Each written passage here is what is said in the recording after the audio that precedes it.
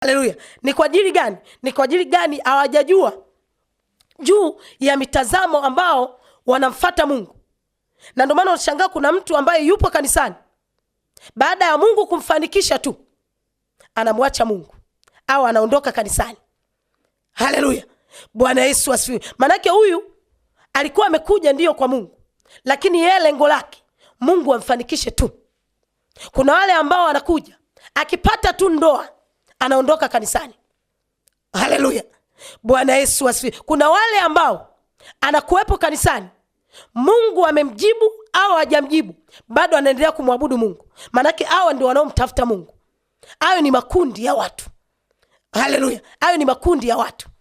Nataka nikwambie mtu wa Mungu, kwa Mungu unavyoenda kwa picha kwamba Mungu naomba nisaidie niolewe, sawa, unahitaji huo msaada wa kuolewa, lakini lazima umtake yeye ambaye anaweza akakusaidia wewe kuolewa.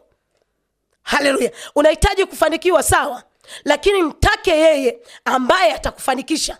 Usitake msaada tu. Haleluya. Kwa sababu kwa Mungu kuna zaidi ya kile unachokitaka.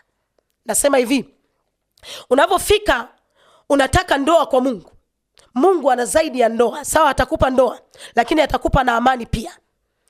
Si amani tu, atakupa na ulinzi pia. Si ulinzi tu, atakupa na mafanikio pia. Mungu ana double.